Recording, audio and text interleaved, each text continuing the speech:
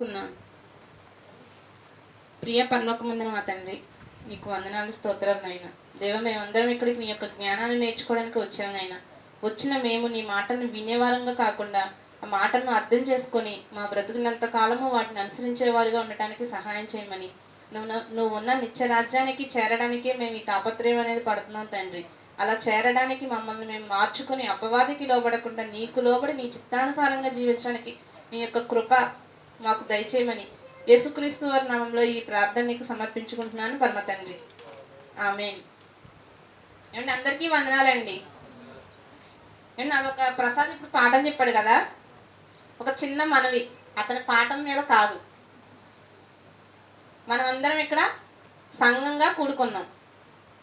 ఇక్కడ ఉన్న చాలామంది మనల్ని బయట ఎంతోమంది ఎన్నో సంఘాలకి వాక్యం వినడానికి దేవుని పిల్లలుగా ఉన్న వారిని మనల్ని ఆహ్వానిస్తూ ఉంటారు. మనం వెళ్తూ ఉంటాం. ఎందుకని ఆహ్వానిస్తారండి? దేవుని మాటలు, మనం దేవుని పిల్లలం కాబట్టి. అక్కడికి వెళ్ళిన మనం మన సంఘంలో ఏమి నేర్చుకున్నామో అక్కడ మనం కనపరచాలి. అక్కడున్న సంఘంలో ఉన్న విషయాలను కూడా మనం గ్రహించాలి. వాక్యం చెప్తున్నాను అంటే అది లీలాప్రసాద్ చెప్తున్నాడా, కోటేశ్వరి చెప్తుందా, లేకపోతే ఈరోజు కృష్ణ చెప్పాడు, కృష్ణ చెప్తున్నాడా, లేకపోతే మనం బయటికి వెళ్ళినప్పుడు ఎంతోమంది చెప్తారు.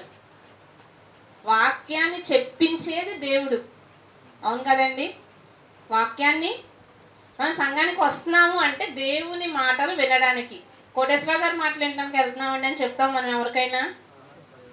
దేవుని మాటలు వినడానికి అంటే మనతో మాట్లాడేది దేవుడు. ఇప్పుడు మన ఊరు చింతమనేని ప్రభాకర్ రావు గారు వచ్చారు, మీటింగ్ ఏర్పాటు చేశారు. నిద్ర వస్తుందని పడుకుంటామండి. ఆయన డ్వాక్రా మహిళలందరినీ కంపల్సరీగా రావాలంటారు. అందులో హెడ్ ఉంటుంది కదా, ఆవిడేం చేస్తుంది? నేను రాత్రి సినిమా చూశాను, నాకు నిద్ర వస్తుందని పడుకునిద్దా? పడుకోదు. లేకపోతే నేను సినిమాకి వెళ్ళాలి, నేను వెళ్ళనండి ఆయన మెసేజ్ వినటానికి అని చెప్పి పడుకుంటుందా? పడుకోదు. పోనీ ఆవిడే వెళ్ళి తన పిల్లల్ని అక్కడ పెట్టుకొని స్టేజ్ మీద నుంచుంది అనుకోండి, ఎంత డిస్టర్బెన్స్గా ఉంటుంది. అవును కదండి? దేవుడే మాటలు మనకి చెప్పిస్తున్నాడు తన పిల్లల్ని పెట్టుకొని. అలాంటప్పుడు మనం ఎలా ఉండాలి? సిట్ రైట్గా ఉండాలి, చాలా జాగ్రత్తగా వినాలి. మేము చర్చికి వెళ్ళి మాట్లాడుతున్నాం, కోటేశ్వర గారు చర్చికి వెళ్ళి మాట్లాడుతున్నాం, లేకపోతే పలానా చర్చికి వెళ్ళి మేము మాట్లాడుతున్నాం అని మనల్ని మనం అనుకోకూడదు. దేవుని మాటలే వింటున్నాం కాబట్టి చాలా జాగ్రత్తగా ఉండాలి, చాలా జాగ్రత్తగా వినాలి. మన పిల్లల్ని కూడా, నేను ఎవరిని తప్పట్టట్లేదండి, నా పిల్లోడు కూడా ఉన్నాడు, నాకు మీ అందరికన్నా చిన్నపిల్లోడు ఉన్నాడు. నాకు ప్రార్థన ఎవరికి చేస్తాం? మనం దేవునికి చేస్తాం. దేవునికి ప్రార్థన చేసేటప్పుడు మనం కూడా మన పిల్లల్ని దేవునితో ప్రార్థన చేసేటప్పుడు మనతో పాటు కూర్చోబెట్టి మనం ప్రార్థన చేస్తుంటే మన పక్కన మన పిల్లవాడు మాట్లాడుతుంటే ప్రార్థన మైండ్లోకి వెళ్ళట్లేదు, పిల్లల మాటలే వెళ్తాయి. చిన్నప్పటి నుంచి మనం ప్రతి విషయం నేర్పిస్తామండి. మనం అందరం ఇంట్లో పడుకుంటే పిల్లోడు రేత్రలేసి బయటికి వెళ్ళాడు, అలా వెళ్తామని అలవాట్లను వదిలేసి పడుకుంటాం. మనం చిన్నప్పటి నుంచి నేర్పిస్తాం, అలా అలా వెళ్ళిపోకూడదు, అందరు ఎక్కడుంటే అక్కడ ఉండాలి, అందరు తింటుంటే నువ్వు కూడా తినాలి, పడుకుంటే పడుకోవాలి. మనం టీవీ దగ్గర కూర్చున్నా సరే పిల్లల్ని ఏం చేస్తామండి, నైట్ టీవీ దగ్గరే కూర్చోబెట్టుకుంటాం. మనం అందరం చూడమనుకోండి, బయట సమాజం సంగతి చెప్తున్నా, అంతే కదండి, పిల్లల్ని వదిలేయం కదా. కాబట్టి ప్రార్థన చేసేటప్పుడు మన పిల్లలు చిన్నపిల్లలే కదండి, వాళ్ళకి ఏం తెలుసు అని అనుకోకూడదు. దేవుని మాటలు నేర్పిస్తే మనకన్నా ఎక్కువ చెప్తున్నారండి. మనం సరిపోం నిజంగా పిల్లలు చెప్పే మాటలకి. నాకు వాళ్ళు చెప్తుంటే ఆశ్చర్యం వేస్తుంది. ఈరోజు అబ్రహాం గారి గురించి ఎలా చెప్పారండి పిల్లలు, అవును కదండి? కాబట్టి మనం చిన్నప్పటి నుంచి మనం ఇంటి దగ్గర నేర్పించాలి, సంఘంలో మన సంఘంలో కాబట్టి మనం అడ్జస్ట్ అయిపోతున్నాం. మనం బయటికి వెళ్ళినప్పుడు బయట వాళ్ళు అనే మాటలు మనకు చాలా ఇబ్బందిగా ఉంటాయి. అదే మన పిల్లలు ప్రార్థన స్టార్ట్ అవ్వగానే సైలెంట్గా అయిపోయి ప్రార్థనలో ఏకీభవించారనుకోండి, కళ్ళు మూసుకున్నారనుకోండి, చూసే వాళ్ళకి మాదిరిగా ఉంటారు. ఎంత చక్కగా నేర్చుకుంటున్నారు, ఎంత చక్కగా నేర్పిస్తున్నారు, పిల్లల తల్లిదండ్రులు ఎంత చక్కగా పెంచుతున్నారు. అనే మంచి పేరు అనేది మనకు వస్తుందండి. కాబట్టి మన పిల్లల్ని మనం చిన్నప్పటి నుంచే ప్రార్థన చేసేటప్పుడు మనం దేవునితో మాట్లాడుతున్నాం, చాలా సైలెంట్గా ఉండాలి. స్కూల్లో హెడ్ మాస్టర్ వచ్చి ప్రేయర్లో స్పీచ్ ఇస్తారు.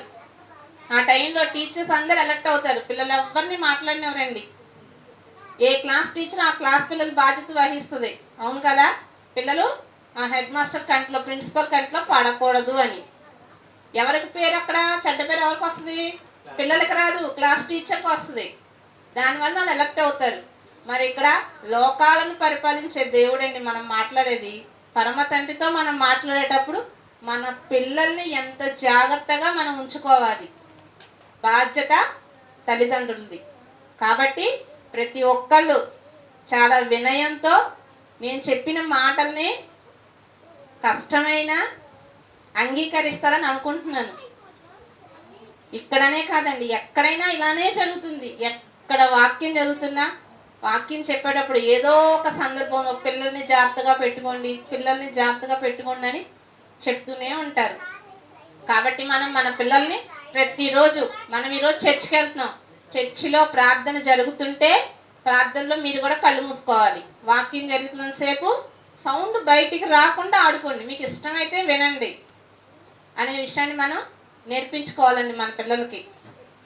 తప్పులు ఏమైనా ఉంటే నేను చెప్పింది మీకు ఇబ్బంది అయితే నన్ను క్షమించండి, సరేనండి? దేవుడే ఈ మాట చెప్పించాడు అని అనుకోండి. నేను మా లేఖనాకి ప్రార్థన జరుగుతుంది అలా గియ్యి మాకు అని చెప్పా. నేను ప్రార్థన ఆపేసి పిల్లంక చూస్తున్నా. 18 సంవత్సరాలు వచ్చినాయి మా అమ్మాయికి. కళ్ళు మూసుకొని గీస్తానే ఉందండి. కళ్ళు మూసుకొని లావణ్య సాక్ష్యం నేను చూస్తున్నానో లేదు. నేను ఎవ్వరి పిల్లల్ని అలా మా అమ్మాయిని ఉద్దేశించి ఇప్పుడు నేను చెప్పా. కళ్ళు మూసుకొనే ఉంది, గీసేస్తుంది. నువ్వేం చేస్తున్నావు? ప్రసాద్ ఒక మాట అన్నాడు, మేమేదో నోటితో మాట్లాడుతున్నామని కాదు ప్రభువా, మేము నీతో మాట్లాడుతున్నాము అన్నాక గీతం ఆపిందండి. అంటే మన పిల్లలు ఎలా ఉన్నారు, మనం అలా నేర్పించాలి. ప్రతిదీ వాళ్ళకి తెలియదు కాబట్టి ప్రతిదీ తెలియజేయాలి. మనం ఏమి తెలుసుకోకుండానే వచ్చాం, ఒక వయసుకు వచ్చిన తర్వాత తెలుసుకున్నాం కాబట్టి చిన్న చిన్నగా ప్రతిదీ అలవాటు చేసుకుంటున్నాం. పిల్లల్ని చిన్నప్పటి నుంచి మనం అన్నీ తెలిసేలాగా పెంచుకుందామండి. లోకానికి మనం మాదిరిగా ఉండాలి, మన పిల్లల్ని కూడా మాదిరిగా చూపించాలి. నెక్స్ట్ వీక్ నుంచి ఛాలెంజ్ తీసుకోవాలి ప్రతి ఒక్కళ్ళు, ఎవరికి వాళ్ళే. కొత్త సంవత్సరంలో కొత్త ఛాలెంజ్. ఈరోజు చర్చిలో మా పిల్లలు అల్లరి చేశారంటే మా పిల్లలు అల్లరి చేశారు అనే మాట రాకూడదు. ప్రార్థన అంటే అమ్మో మా పిల్లలు అంత సైలెంట్గా ఉన్నారు, ఓకేనా అండి? అండి నాకు నేను వేసుకున్నా, మీకు ఉదాహరణ కూడా చూపించేశాను మా అమ్మాయి. కాబట్టి తప్పుగా ఎవరు భావించకండి, సరేనండి? వాక్యంలోకి వెళ్దాం.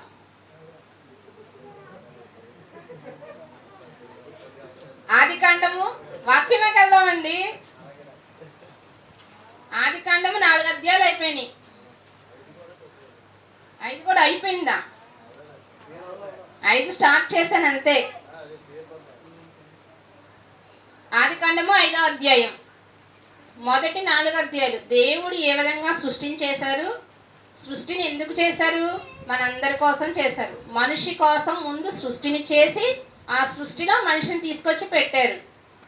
అతనికి తినడానికి సరిపడిన వృక్షాలన్నీ వేసి ఒక తోటలో ఆదాముని తీసుకెళ్ళి పెట్టారు. అందులో ఉన్న జంతువుల్ని, పక్షుల్ని, అలానే ఆహారాన్ని మీకు ఇస్తున్నాను, వాటిని ఏలండి అని చెప్పారు. ఒకే ఒక వృక్ష ఫలాన్ని తినొద్దు అని చెప్తే ఆ వృక్ష ఫలాన్ని తిని లోకం వైపుకు ఆకర్షితులై పాపంలో పడిపోయారు, పరిశుద్ధతను కోల్పోయారు. 2 అధ్యాయాలు. అది 3వ అధ్యాయంలో ఏమైంది? దేవుడు వాళ్ళు చేసిన తినేసిన పండుగ వాళ్ళకి శాపం అనేది 3వ అధ్యాయంలో ఇవ్వడం జరుగుతుంది. 4వ అధ్యాయం వచ్చేసరికి వాళ్ళు తోట నుంచి బయటికి గెంటి వేయబడిన తర్వాత వారికి పిల్లలు పుడతారు. ఆ పిల్లలు కూడా ఒకరు నీతిమంతులుగా ఒకరు పాపిగా ఉంటే అతని బట్టి దేవుడు అతన్ని మళ్ళీ అక్కడ నుంచి ఆ దేశం నుంచి వేరే దేశానికి పంపించేయడం జరుగుతుంది. అలా అతనికి కయ్యనుకు వచ్చిన వంశం వరుసనే 7 ఆదాము నుంచి కయ్యను పుట్టిన పిల్లలు వరుసనే చూసుకుంటే లెమెకు వరకు 7 తరాలు ఉంటాయి. 7 తరాలు మనం చూసాం. ఆదాము స్టార్టింగ్ అయితే చివరిది లెమెకు. అతనికి 2 భార్యలు. అలానే గర్వంగా మాట్లాడతాడు. ప్లస్ తాను చేసిన తప్పును గర్వంగా చెప్పుకుంటాడు. ఒక భార్యను కాకుండా 2 భార్యలుగా చేసుకుంటాడు. తనని ఎవరో గాయపరిచారని హత్య కూడా చేస్తాడు. ప్లస్ దేవుడు ఒక వ్యక్తికి శిక్ష, కయీనుకు శిక్ష వేస్తే 7 అంతలు ప్రతిదండన వస్తుందని చెప్తే నా నిమిత్తం మరీ ఎక్కువ 77 అంతలు శిక్ష వస్తుందని చెప్తాడు. అంటే అక్కడ అతను ఏం చేశాడు? తన్ని తాను హెచ్చించుకున్నాడు, గొప్ప చేసుకున్నాడు. పాపం అలా పెరిగిపోయింది ఆదాము నుంచి 7 తరాలు వచ్చేసేసరికి. నెక్స్ట్ అదే అధ్యాయం చివరిలో షేతును చూస్తాం. షేతు దేవునికి నచ్చిన అతనిగా ఉంటాడు. ఏ విషయంలో అంటే తనకు కుమారుడు పుట్టినప్పుడు దేవునికి ప్రార్థన చేయడం అనేది మనం చూస్తాం. అయితే 5వ అధ్యాయం స్టార్టింగ్లో దేవుడు ఈ కయీన్ నుంచి వచ్చిన 7 తరాలను ఇక్కడ మనకు చూపించలేదు. ఈ 5వ అధ్యాయంలో చూద్దామండి. ఆదికాండము 5వ అధ్యాయము 1వ వచనం. ఆదాము వంశావళి గ్రంథము ఇదే.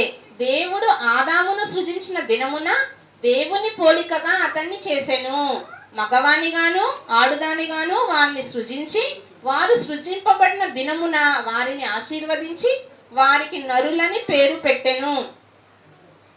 ఆదాము 130 ఏండ్లు బ్రతికి తన పోలికగా తన స్వరూపమున కుమారుని కని అతనికి షేతు అని పేరు పెట్టెను. 4 అధ్యాయాల వరకు 4 వారాలు చెప్పుకున్నాం. ఏమైపోయాడు కయ్యను? ఏమండి, కయ్యని పుట్టిన మిగిలిన 5 తరాలు ఏమైనాయండి?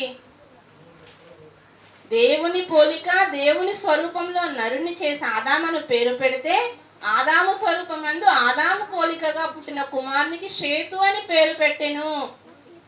6 తరాలను తీసేశాడండి దేవుడు. ఆదాము తర్వాత 6 తరాలని అసలుకి మనకు చూపించాల. 5వ అధ్యాయం వచ్చేసరికి ఆదాము వంశావళి ఇదే. ఆదాము కుమారుడు షేతు. దీన్ని బట్టి ఏమర్థం అవుతుందండి? మనం ఉన్నాం, ప్రతి ఒక్కరూ ఎవరికి వాళ్ళని చూసుకుందాం. వెనక్కి 7 తరాలండి. మన తండ్రికి తోబుట్టులు ఉన్నారు, వాళ్ళు మన లిస్టులో లేరు. మన తండ్రికి తండ్రి తాతగారికి తోబుట్టులు ఉన్నారు, వాళ్ళు లిస్టులో లేరు. తాతగారి తండ్రి ఆయనకి ఉంటారు తోబుట్టులు, తమ్ముడు అవ్వచ్చు, చెల్లవ్వచ్చు, అన్న అవ్వచ్చు, అక్క అవ్వచ్చు. అలా వెళ్తే 7 తరాలు ముందుకెళ్తే మరి వాళ్ళకి వచ్చిన తమ్ముళ్ళు, వాళ్ళకు పుట్టిన పిల్లలు వాళ్ళందరూ ఏమైపోయారు? మనం రావాలంటే ఒక్కరినే ఎంచుకున్నాడు. అలానే నీతిమంతుడిగా షేతుని ఆదాము కుమారునిగా దేవుడు తీసుకున్నాడు. ఆదాముకు ఎంతో మంది పిల్లలు పుట్టారు. కయీనుకు భార్య కూడా ఆదాము నుంచే వచ్చిందని మనం చెప్పుకున్నాం కదండి. 130 ఎన్ని సంవత్సరాలు ఇక్కడ? 130 ఏండ్లు బ్రతికిన తరువాత పుట్టిన కుమారుడు షేతు. అన్ని సంవత్సరాలు పుట్టిన పిల్లలందరూ ఏమైపోయారు? దేవునికి ఇష్టంగా లేరండి, పాపంలో ఉండిపోయారు. కాబట్టి దేవుడు వాళ్ళ గురించి రాయించడానికి కూడా, వంశావళిలో రాయించడానికి కూడా దేవుడు ఇష్టపడలేదు. షేతును మాత్రమే తన ఇష్టానుసారంగా ఉన్నాడు కాబట్టి షేతుని ఆదాము వంశావళిలో రాయించడం అనేది జరిగిందండి. 4వ వచనం. షేతును కనిన తరువాత ఆదాము బ్రతికిన దినములు 800 ఏండ్లు. అతడు కుమారులను కుమార్తెలను కనెను. కుమారులున్నారు, కుమార్తెలున్నారు. ఆదాము బ్రతికిన దినములన్నీ 930 ఏండ్లు. 930 సంవత్సరాలు బ్రతికాడంటండి ఆదాము. మన వయసు ఎంతండి? అధిక బలం ఉంటే 80 సంవత్సరాలు, లేకపోతే 60-70 సంవత్సరాలు. ఇప్పుడు ఫోన్, యూట్యూబ్ కానీ ఫేస్బుక్ కానీ ఓపెన్ చేస్తే, ఇన్స్టా కానీ ఓపెన్ చేస్తే ఒక యుద్ధమే జరుగుతుందండి. 100 సంవత్సరాలు బతకాలా, 120 సంవత్సరాలు బతకాలా, ఆ ఫుడ్ తినండి, ఆ ఎక్సర్సైజ్ చేయండి, అలా ఉండండి, ఇలా ఉండండి, ఇదే జరుగుతుందండి. జనం ఏం చేస్తున్నారు? ఆయుష్ని పెంచుకోవడానికి పాకులాడుతున్నారు. ఆయుష్ని పెంచుకోవాలంటే ఏం చేయాలి? దేవుని మాటలు వినాలి, పాపాన్ని తగ్గించుకోవాలి. ఆ విషయం తెలియట్లా జనాలకి. ఆయుష్ని పెంచుకుంటే తింటే ఆయుష్ పెరిగిద్ది అనుకుంటున్నారు. అందులో మనం కూడా ఉన్నాం. ఆరోగ్యం అంటే ఎవరికి ఇష్టం లేదండి. ఆయుష్ని ఎవరు బాగొట్టుకుంటారండి? హిజ్కియా మనకు ఎగ్జాంపుల్. నేను నీ ఇష్టానుసారంగా నీ యందు నేను ఎలా బ్రతికానో నన్ను జ్ఞాపకం చేసుకొని ఆయన అంటున్నాడు. ఆ మాటలు విని కూడా మనం ఇంటికి వెళ్ళి ఒంట్లో అది బాగాలేదు ఇది బాగాలేదు అది సరి చేసుకోవడానికి ఏం చేయాలని ఫోన్లు చూస్తూ ఉంటాం. ఏమండి? అంతే కదా. ఆ జ్యూసులు తాగితే తగ్గిపోద్ది, ఈ జ్యూసులు తాగితే తగ్గిపోద్ది అనుకుంటాం. పాపాన్ని విడిస్తే సరిపోద్ది కదా. మేమేం పాపం చేస్తున్నాం? ఏం పాపం చేయక్కర్లా. మనలో మనం మన భర్తను అసూయపడినా చాలండి. నీ సహోదరుని వ్యర్థుడా అని దూషించొద్దు అన్నాడు. అదొక్కటి, అదే మనం మైండ్లో పెట్టుకోవాలి. కానీ చేయలేకపోతున్నాం. ఇంటికి వెళ్తే ఆ లోకంలో ఉన్న అందరినీ చూసి మనకి ఏం అర్థం కావట్లేదండి. అసలుకి ఈ అపవాదితో ఎలా గెలవాలో పెద్ద యుద్ధం అయిపోయింది. యేసుక్రీస్తు వారు ఎలా పోరాడి గెలిచారో కానీ అణువణువు ఒక యుద్ధం కింద ఉందండి ఇంట్లో పరిస్థితులు. అయితే ఎలా గెలవాలి, ఎలా రావాలి బయటికి, పరిశుద్ధతను కోల్పోకుండా ఉండాలంట. పరిశుద్ధత ఏమో కానీ ఇగో హట్ అయిపోతుంది అక్కడ. దేవుడి తర్వాత ఇక్కడ మాటలు పడలేకపోతున్నాం, భరించలేకపోతున్నాం అనే ఫీలింగ్ అనేది మాత్రం వచ్చేస్తుందండి. కానీ వీళ్ళు ఇక్కడ 1000 సంవత్సరాలు ఆయుష్నిచ్చాడు దేవుడు. ప్రారంభంలో 930 సంవత్సరాలు బ్రతికారంట. అప్పుడు అతడు మృతి పొందాను. 5వ వచనం అయిపోయిందండి. 6వ వచనం, షేతు ఆదాము తర్వాత షేతు 105 ఏండ్లు బ్రతికి ఏనోషును కనెను. ఏనోషు కన్న తరువాత షేతు 807 ఏండ్లు బ్రతికి కుమారులను కుమార్తెలను కనెను. షేతుకు కూడా కుమారులు ఉన్నారు, కుమార్తెలు ఉన్నారు. ఇతను 807 ఏండ్లు బ్రతికాడు. కాదండి, కింద ఉంది. ఏ షేతు బ్రతికిన దినములన్నీ 912 ఏండ్లు. అప్పుడు అతడు మృతి పొందాను. నెక్స్ట్ 9వ వచనం, ఎనోషు 990 సంవత్సరములు బ్రతికి కేయినానును కనెను. ఏనోషుకి 90 సంవత్సరాల తర్వాత పుట్టాడంట కేయినాను. అంటే అంత క్రితం పుట్టిన పిల్లలు ఎవరిని రాయించరా దేవుడు. షేతుకు కూడా అంతే. 105 ఏండ్లు బ్రతికిన తరువాత ఏనోషు పుట్టాడు. ఏనోషు పుట్టినప్పుడే ప్రార్థన చేయడం ప్రారంభమైంది. అంటే అంతకు ముందు పిల్లలు ఉన్నారు కానీ వాళ్ళని గురించి రాయించలేదు. 10వ వచనం అండి, కేయినాను కన్న తరువాత ఏనోషు 815 ఏండ్లు బ్రతికి కుమారులను కుమార్తెలను కనెను. ఏనోషు దినములన్నీ 905 ఏండ్లు. అప్పుడు అతడు మృతి పొందెను. 12వ వచనం అండి. 12వ వచనం, కేయినాను 70 ఏండ్లు బ్రతికి మహలలేలును కనెను. మహలలేలును కనిన తరువాత కేయినాను 840 ఏండ్లు బ్రతికి కుమారులను కుమార్తెలను కనెను. కేయినాను దినములన్నీ 910 ఏండ్లు. అప్పుడు అతడు మృతి పొందెను. ప్రతి ఒక్కళ్ళు కూడా కొన్ని సంవత్సరాలు గడిచిన తర్వాత పుట్టిన బిడ్డనే దేవునికి ఇష్టమైన బిడ్డగా రాయించుకున్నారు. కానీ స్టార్టింగ్ మొదటి కుమారుని కానీ లేకపోతే ఏకైక కుమారులను కానీ రాయించలేదు. దేవునికి నచ్చినట్టు బ్రతికిన బిడ్డనే రాయించడం అనేది జరిగిందండి. 15వ వచనం, మహలలేలు 65 ఏండ్లు బ్రతికి ఎరేదును కనెను. ఎరేదును కనిన తరువాత మహలలేలు 830 ఏండ్లు బ్రతికి కుమారులను కుమార్తెలను కనెను. మహలలేలు దినములన్నీ 890 ఏండ్లు. అప్పుడు అతడు మృతి పొందెను. 95 ఏండ్లు. 18వ వచనం అండి, ఎరేదు 162 ఏండ్లు బ్రతికి హనోకును కనెను. హనోకును కనిన తరువాత ఎరెదు 800 ఏండ్లు బ్రతికి కుమారులను కుమార్తెలను కనెను. ఎరెదు దినములన్నీ 962 ఏండ్లు. అప్పుడు అతడు మృతి పొందెను. 20వ వచనం వరకు చూసుకుంటే వాళ్ళకు పుట్టిన బిడ్డ పేరు, వాళ్ళు బ్రతికిన వయసు రాసి మృతి పొందెనని రాయడం జరిగిందండి.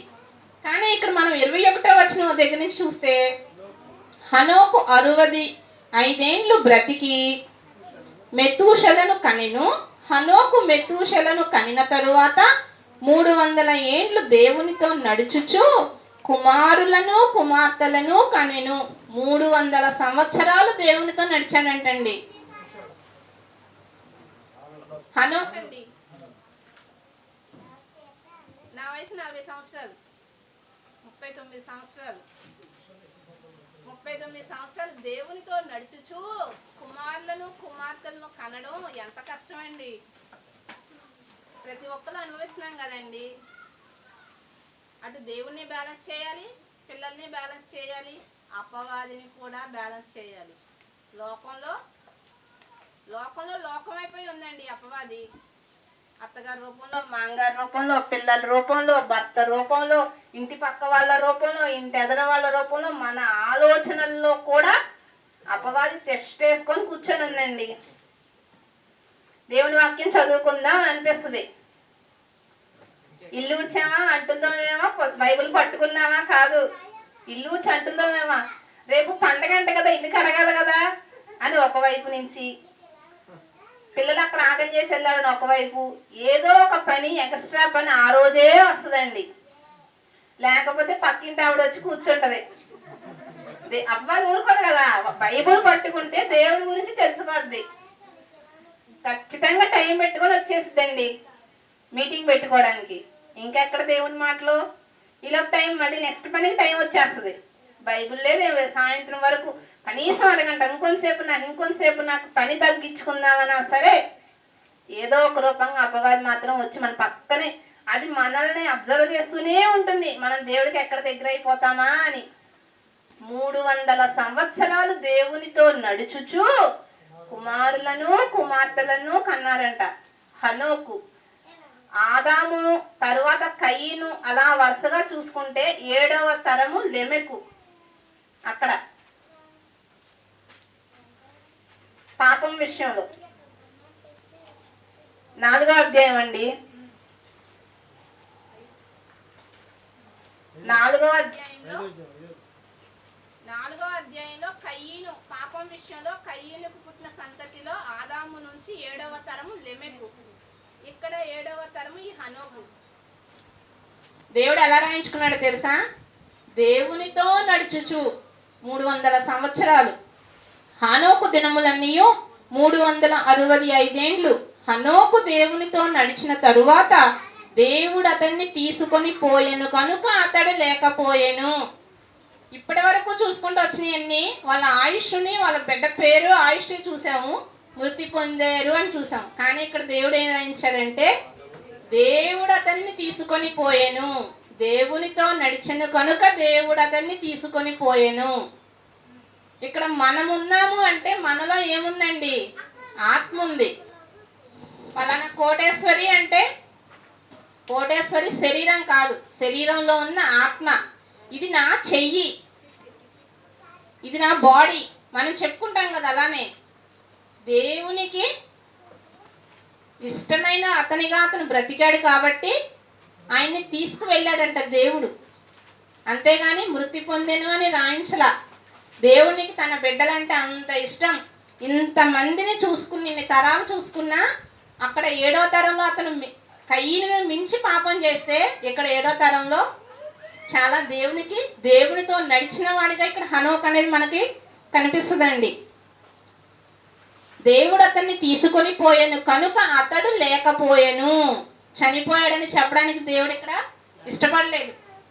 తీసుకొని వెళ్ళాడు కాబట్టి లేకపోయాను అని రాయించారు, లేడు అని రాయించారు, కానీ మృతి పొందాను అని రాయించలేదండి. మెతూషెల 187 ఏండ్లు బ్రతికి లెమెకును కనెను. మెతేషుల లెమెకును కనిన తరువాత 782 ఏండ్లు బ్రతికి కుమారులను కుమార్తెలను కనెను. మెతేషుల దినములన్నీ 969 ఏండ్లు. అప్పుడు అతడు మృతి పొందెను. ఇక్కడ మెతూషెల లెమెకును కనెను. ఈ లెమెకు మనకి ఇక్కడున్న లెమెకు వేరండి. అతను పాపంలో ఉన్న లెమెకు, ఇతనేమో పరిశుద్ధతలో ఉన్న లెమెకండి. ఈ లెమెకు నుంచి వచ్చిన వాడే నోవాహ్ అండి. లెమెకుని గురించి కూడా దేవుడు రాయించాడు చూడండి. 28వ వచనం అండి. లెమెకు 182 ఏండ్లు బ్రతికి ఒక కుమారుని కని భూమిని యెహోవా శపించినందు వలన కలిగిన మన చేతుల కష్టము విషయములోను మన పని విషయములోను ఇతడు మనకి నెమ్మది కలుగ చేయను అనుకొని. ఏమంటే దేవుడు మన చేతుల కష్టాన్ని పెంచాడు. ఆదాము చేసిన పాపం వలన భూమిని శపించి మన చేతికి మన కష్టంతో మనం పండించుకొని మన ఆహారాన్ని మనం తినాలనే విషయం ఇతనికి తెలిసి ఇతను ఏం చెప్తున్నాడు? యెహోవా భూమిని శపించినందువలన కలిగిన మన చేతుల కష్టము విషయంలో మన పని విషయంలోనూ ఇతడు మనకు నెమ్మది కలుగ చేయును. అంటే నా బిడ్డ ఇంకా దేవునికి పాపం నుంచి లోకాన్ని పాపం నుంచి విడిపించడానికి నా బిడ్డ ఉంటాడు అనే ఉద్దేశంతో ఇతను ఇక్కడ చెప్పడం అనేది కలిగింది. నెమ్మదిని కలుగ చేస్తాడు అని అనుకొని నోవహు అని పేరు పెట్టాను. నోవహు అంటే కింద పుట్టినట్లు రాస్తుందండి, నెమ్మది. దేవుడు నెమ్మది, నా బిడ్డ వల్ల ఈ లోకానికి నెమ్మది అనేది వస్తుంది అని ఆ బిడ్డకు నెమ్మది అని పేరు పెట్టడం అనేది జరిగిందండి. మనం పాపంలో ఉంటే దేవునికి ఇంత కోపం వస్తుంది, మనం పాపానికి దూరంగా బ్రతకాలి, పరిశుద్ధతగా బ్రతకాలి అనే విషయాన్ని ఈ లెమెకు గ్రహించాడు. లెమెకు నోవహును కనిన తరువాత 195 ఏండ్లు బ్రతికి కుమారులను కుమార్తెలను కనెను. లెమెకు దినములన్నీ 777 ఏండ్లు. అప్పుడు అతడు మృతి పొందెను. నోవాహు 500 ఏండ్లు గలవాడై షేమును హామును యాపేతును కనెను. 500 సంవత్సరాల తర్వాత నోవాహుకి 3 పిల్లల పేర్లు రాయించాడండి. 500 సంవత్సరాలు అంటే చాలా మంది పుట్టుంటారు, వాళ్ళు ఎవ్వరి పేర్లు రాయించలేదండి. ఒక ముగ్గురు పిల్లల పేర్లు మాత్రమే రాయించారు, షేము హాము యాపేతు. మనం ఇప్పటివరకు ఏం చూసామండి? దేవునికి ఇష్టమైన వంశావళిని చూసాం. ఆదాము నుంచి వచ్చిన వంశావళి, కయీను తర్వాత పుట్టిన మిగిలిన 6 తరాలని, కయీనుతో కలిపి 6 తరాలని వాళ్ళు పాపంలో ఎక్కువైపోయారు. కయీను నుంచి కొంచెం పెరుగుకుంటూ 7వ తరానికి వచ్చేసరికి ఎక్కువైపోయింది. వ్యభిచారము, నరహత్య చేయడం, గర్వము, గొప్పలు చెప్పుకోవడం, అలా ఆ వంశాన్ని తీసేశాడు దేవుడు. షేతును, దేవునికి ఇష్టంగా బ్రతికిన వ్యక్తిని ఆదాము యొక్క వంశావళి షేతుతో ప్రారంభించి అలా కంటిన్యూ చేసుకుంటూ ఆయనకి ఇష్టంగా బ్రతికిన వాళ్ళనే పేర్లను పెట్టుకుని కంటిన్యూ చేసుకుంటా వచ్చి నోవాహు దగ్గరకు వచ్చి ఆగిందండి. 5వ అధ్యాయం అక్కడి వరకు ఆగిపోయింది. 6వ అధ్యాయం సాయంత్రం చూసుకున్నాం. నోవాహు గురించి, నోవాహు జలప్రళయం అనేది మనకు 6వ అధ్యాయంలో రావడం అనేది జరిగిద్దండి. కాబట్టి మనం ఎలా ఉండాలి? దేవునితో నడిచే విధంగా ఉండాలి. దేవుడు మనల్ని పరిశుద్ధంగా ఉండడానికే పిలిచాడు. మనం పాపంతో మాత్రం సహవాసం చేయకూడదు, అపవాదికి అవకాశం ఇవ్వకూడదు. మనం మారు మనసు పొంది బాప్తిస్మం పొందుకొని ఇక్కడికి వచ్చిన మనం ఏం చేయాలండి? మన ఇంటిని శుభ్రం చేసుకొని దేవుణ్ణి కూర్చోబెట్టుకున్నాం. మనం శుభ్రం చేసిన తర్వాత అశుభ్రానికి మళ్ళీ అవకాశం ఇస్తే పాపం అనేది ఏంటో తెలిసింది, పాపాన్ని విడిచిపెట్టాలని తెలిసింది. దాన్ని శుభ్రం చేసుకొని ఆ అపవాదిని బయటికి పంపించేసి దేవుణ్ణి తీసుకొచ్చి కూర్చోబెట్టుకున్నాం. వచ్చిన మనం మళ్ళీ పాపం వైపు వెళ్తున్నాం అనుకోండి, అప్పుడు ఆ వెళ్ళిపోయిన అపవాది ఏం చేస్తుందో తెలుసా అండి? దానితో పాటు మరి 7 దెయ్యాలను తీసుకొని వస్తుంది. దాంతోపాటు ఇంకా 7 ఎక్కువ వాటిని అంటే అది ఉన్నప్పుడున్న కంపు కన్నా ఇంకా ఎక్కువ అయిపోద్ది మన పరిస్థితి. మన మునుపటి స్థితి కన్నా మన కడపటి స్థితి మరి చెడ్డగా ఉంటుంది, మరి ఘోరంగా ఉంటుంది. కాబట్టి మనం పాపాన్ని ఎంత అసహించుకుంటే అంత మంచిది. ఎప్పటికీ మన హృదయాన్ని దేవుని వాక్యంతో, దేవునితోనే నింపుకోవాలి. అలా ఉంటేనే మనం పరిశుద్ధంగా ఉండగలం. లేకపోతే అపవాది మనల్ని ఏలుతూ ఉంటుంది, మనపై దానికి వాంఛ కలుగుతూ ఉంటుంది. ఏ విషయంలో? పాపం విషయంలో. మనమందరం పాపానికి కాకుండా పరిశుద్ధతకు దగ్గరగా, దేవునికి ఇష్టమైన బిడ్డలుగా, దేవునితో నడిచే వారంగా ఉండాలండి. తనకి ఇష్టమైన పిల్లల్ని దేవుడు ఏ విధంగా రాయించుకొని అందరికీ తెలియజేస్తున్నాడు, మన గురించి కూడా దేవుడు చెప్పుకొని సంతోషించే విధంగా మన ప్రవర్తన మనం మార్చుకోవాలండి. ప్రార్థన చేసుకుందాం. ప్రియా పరలోకమందున మా తండ్రి, నీకు ఇష్టమైన బిడ్డగా మారడానికి మమ్మల్ని మేము మార్చుకునే అవకాశం మాకు కల్పించు తండ్రి. అపవాదికి లోబడిపోతూ లోకం వైపు లోక జ్ఞానంతో బ్రతుకుతున్నాం నాయన. అలా కాకుండా నీ జ్ఞానంతో నీవు ఇస్తున్న ఈ యొక్క కృపను పొందుతూ నున్న నిత్యరాజ్యానికి చేరే భాగ్యం మాకు దయచేయమని యేసుక్రీస్తు వారి నామములో ఈ ప్రార్థనకి సమర్పించుకుంటున్నాను పరమ తండ్రి. ఆమేన్.